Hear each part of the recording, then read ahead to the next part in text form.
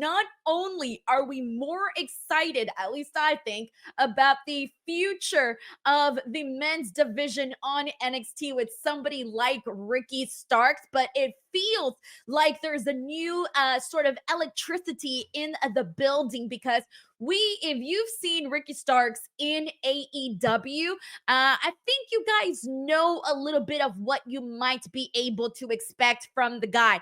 However, if you haven't seen Ricky Starks just yet, if maybe you aren't somebody who has watched AEW and you really have no idea what to expect, I felt like today's little introduction into Ricky Starks showed exactly the big thing about Starks, and that is that the dude has a lot of charisma.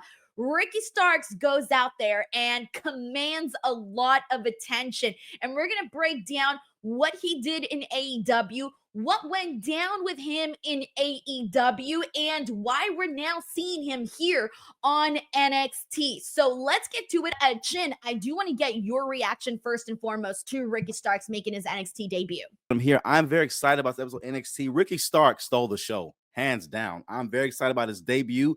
I've been waiting for this for a long time. Like I've been wanting Ricky Starks in WWE for over a year and a half now. Like ever since him and Edge had that weird promo that one time, I was like, yeah, he gotta get out of there, man. You remember that? Yes, that was not one of my favorite Ricky Starks moments. It wasn't even, to me, it wasn't even Ricky Starks. I personally felt that Adam Copeland sort of reacted a little bit too much because all Ricky Starks did was call him Bug Eyes. Yeah. That was it. Ricky Starks, I'm trying to remember the promo. I haven't seen it since the time it actually happened. But Ricky Starks essentially called Adam Copeland Bug Eyes. And then Adam Copeland just went off telling him like, oh, you're just a cheap version of The Rock or whatever it is that he said. But he tried to make Ricky Starks look bad by being like The Rock, which was funny because at this time, around this time, if I'm not mistaken, the people have been shitting on Ricky Starks for being similar to The Rock or being like The Rock for a very long time. However, when people made these references about LA Knight being similar to The Rock, it was seen more so as a positive, but Ricky Starks being compared to The Rock was seen as a negative. And I remember going, what? Well, like, come on now. Like, Ricky Starks is his own person. Yes, he may have shades of The Rock, but I still feel like he is who he still feels like Ricky Starks. He still feels like his own identity, his own version of who he is, Ricky Starks. I agree. I feel like they literally just have the same shade. Literally the same shade. That's what I think. Phil, my mind, they have the same shade. But everything else about his promo style, his entering, it's very different from The Rock. I always felt that way. So when he went off, I was like, Edge, chill out, bro. You just got here, bro. Chill out. Why are you so mad? I was like, why you just destroy Ricky like that, man? Like, dang, he's supposed to be TNT champion in 3 weeks. Why are you doing like that, bro? But that wasn't my favorite bit from that. No, but Chin, so you were in that moment. That's when you were like, oh, I want to see Ricky Starks in WWE.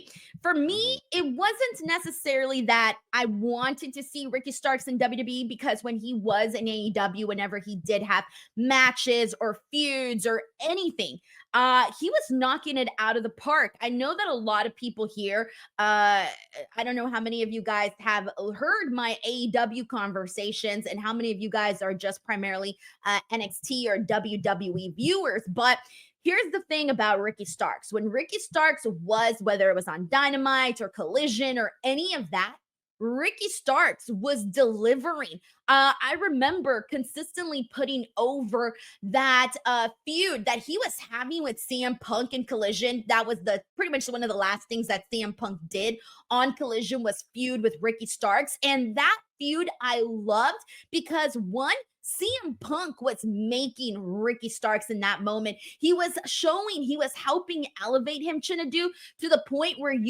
this was one of the first times that you were really seeing Ricky Starks just like be up there with one of the top guys in pro wrestling, period. And that was CM Punk. And so to see Ricky Starks go head to head with CM Punk, that was my favorite thing during that time. During that time of AEW, it was my favorite story, my favorite feud, because I felt like it was truly elevating Ricky Starks. Unfortunately, because CM Punk, was let go by AEW and shit went down, that's a different story for a different time. We weren't able to fully complete the story with Ricky Starks and CM Punk, but they were able to do a whole lot. And so that was great. The other thing that followed immediately after that was at least 2 matches for sure that he had with Bryan Danielson, one of them being a strap match.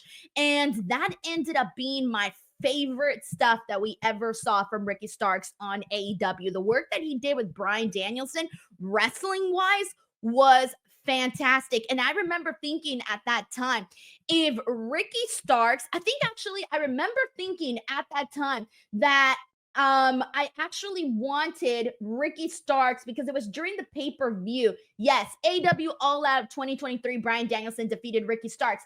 I remember thinking during this match that Ricky Starks should have defeated Bryan Danielson.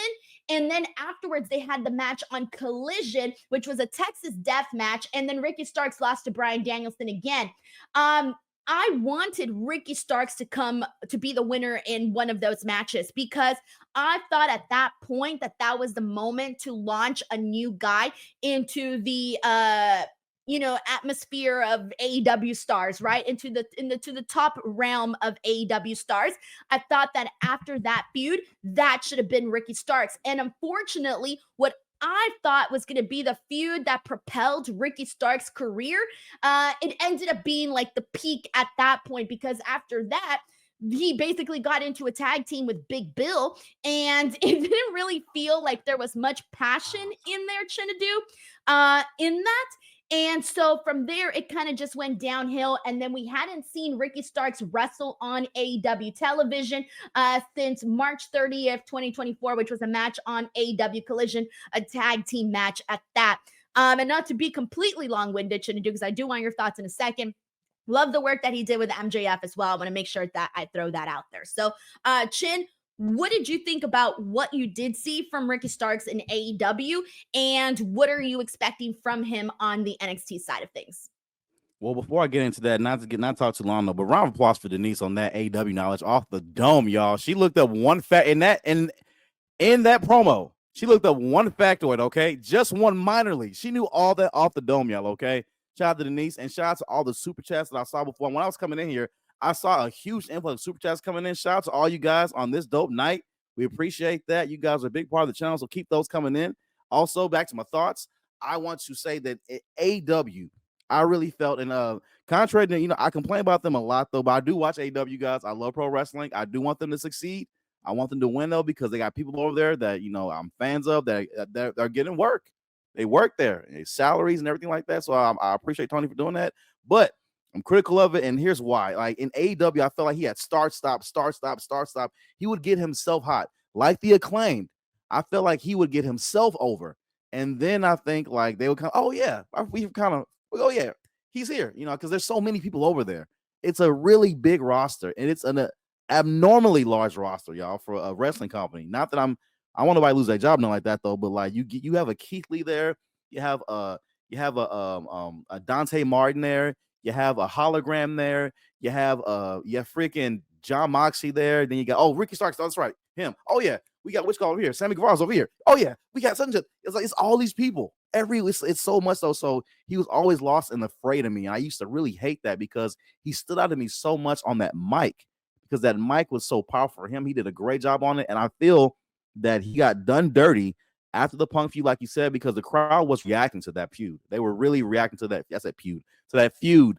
They were really reacting to the feud with him, and I was hoping he would get over on Bryan Danielson at least one time. But it just kind of got lost in the shuffle. He ended up with Big Bill. Big Bill is Big Cass for those that don't watch AEW. That's Big Cass in AEW, and it's just He didn't belong in a tag team. He's a singles guy. He's a single star. And I felt like he should get a fresh start somewhere else. And I'm happy he's here in NXT. And I still feel that I believe in the multiverse, right? I think on Earth 78, where AEW, in my opinion, was done right, somewhere in there, there is an all-out pay-per-view where a heel popular Ricky Starks is going to challenge the world champion Darby Allin for the title. I feel that should have happened somewhere in this timeline, but it didn't. But I feel that should have happened somewhere in AEW, though. But regardless, he's here. Me and Denise have been talking about we need more guys on this show because the women are running it, and they need some guys to kind of make this roster look like it's something serious. And I think they just did. I'm very happy. No, they really, really did. And here's the funny part is that we're sitting here and we're like, oh my God, Ricky Starks is here. I think like, for the most part, right? And what was it? Yesterday, the news came out like, okay, Ricky Starks has been removed from the AEW roster. I mean, God, I was just talking about this on the Raw post show last night. And it was the whole situation of, okay, Ricky Starks has been removed from the roster. That usually means, all right, this person's on their way out. And then shortly thereafter, PW Insider reported, hey, Ricky Starks is done with AEW and he's free to go and he can pretty much show up anywhere. He's good to go at any moment he wants. He's 100% clear to go, right? And I remember thinking, okay, well, we're expecting to see him in WWE. Let's not forget the time that Ricky Starks appeared backstage with Cody Rhodes. Still don't know why whoever leaked that photo had to snitch on him. We don't like snitches around here, but whatever.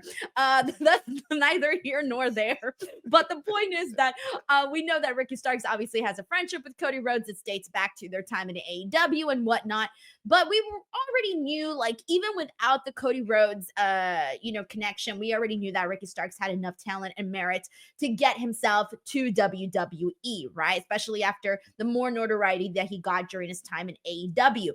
And so we were expecting Ricky Starks. We just weren't specifically expecting him here today. When I looked at him, like, my face recognized Ricky Starks, but my mind was like, wait a minute, what?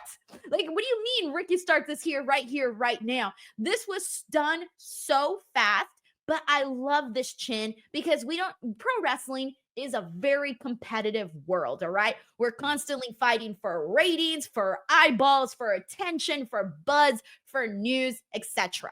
And also the landscape when it comes to like free agency, of course, in the United States, the big ones are AEW and WWE.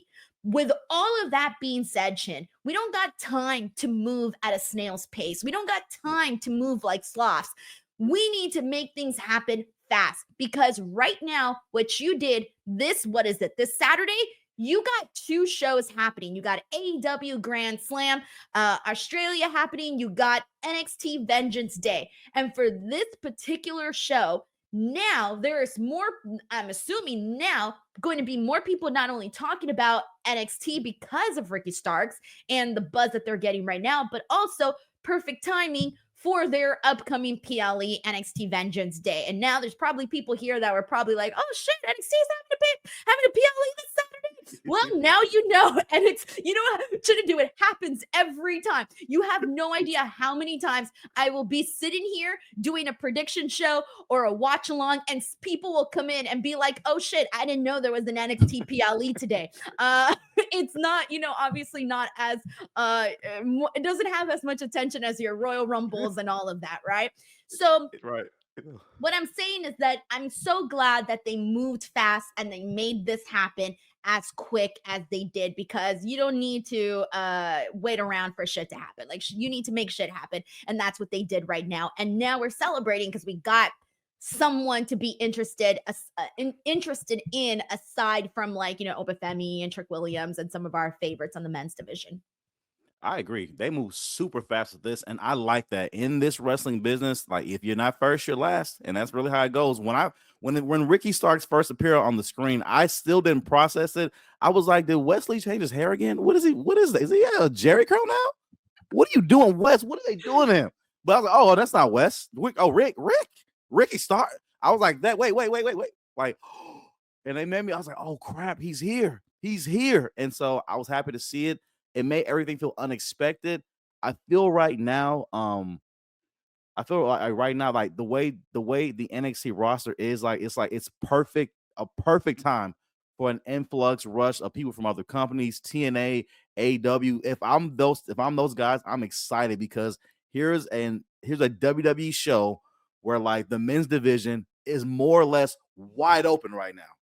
Trick Williams is on his way out, in my opinion. He's about to get, to me, I feel he's wrapping up this and he'll be up there. Roxanne's pretty much gone too. Same way, on the same level with them. Like they're gone. You need new guys. Grayson Waller and Austin Theory are not going to be the new guys on there. They're there to help Oba get over or whatever. So they need new guys in there. And Ricky Starks, I feel, is one of the guys to come in there. Maybe we'll see a Malachi. No, I'm sorry, Aleister Black. Maybe he'll pop up too. You never know. Maybe Rusev will come back too, because he was in that list as well too, though. But right now, Ricky Starks did a great job. I thought his promo was really good. I felt like he could have gone way harder though, but I felt like they told him not to, in my opinion. I felt they say, hey, come on out and do your stuff, do a little something here, save the rest for later. So I felt like they did a great job with him. I'm just so excited. To me, I want him straight in the world title picture. I want a North American title run. I don't got nope. Straight to the top. Let's go, Starks. Yes, and that's your guy too, Obafemi. That's your guy. You're always rooting for him. But this is what we want. These are the hot programs that we want. That I thought it was interesting too that Ricky Starks' promo was also just within the crowd. Like he didn't actually go to the ring. And I'm thinking, okay. So maybe like you said, like you maybe thought that they held back a little bit. Maybe that's because we're gonna get maybe an actual full-on promo, whether it happens at Vengeance Day or it happens on the next episode of NXT. Regardless, it looks like it'll happen at some point, right? Because I remember that awesome promo when Ethan Page came in and he had the floor. I love the promo that he cut, so I do hope we get to see Ricky Starks shine in that department because he's really good at promos. Like that's one of the things he's really, really good at. I keep saying it and I'll say it again. He's got a shit ton of charisma, guys, and it's gonna come through very nicely. And so with that being said, also last bits on Ricky Starks too, before we get into the super chats, is that, it's unfortunate, whatever it is that went down with Ricky Starks and AEW, maybe at some point the full story will come out. Of course, it'll always be he said, she said. I'm sure AEW is going to see it one way and Ricky Starks is going to see it a whole other way. But we know that clearly, based off of what we saw, that relationship does not seem like it was good. It did not seem like both parties were seeing eye to eye. It's unfortunate because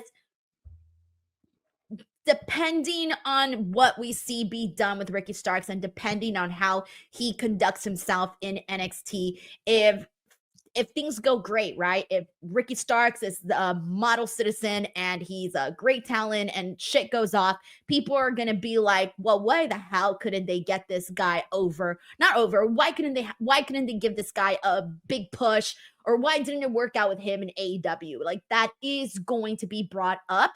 Of course, that's going to happen down the line once we see what Ricky Starks ends up doing in WWE and how things end up playing out. Yeah, there's a lot in there. And let me tell you, Chinedu, the second we get Ricky Starks and CM Punk in any sort of like moment, just know that somewhere out there, Denise Salcedo is going to be losing her fucking mind. You got dang right, y'all. First of all, I am excited for that one. That promo, because they have unfinished business. And I feel like those two can pick it up and like not mention AEW. They can mention AEW without mentioning them the perfect way between those two. I'm excited about that. Oh, hey, did you enjoy that clip that you saw from my podcast? If you did and you want to watch the full episode, you can do so by clicking here. But if you're in the mood to check out something a little bit different, may I also recommend my Raw episode, which you can check out right here. And if you like them all, just go ahead and subscribe right over here. I hope I did this right.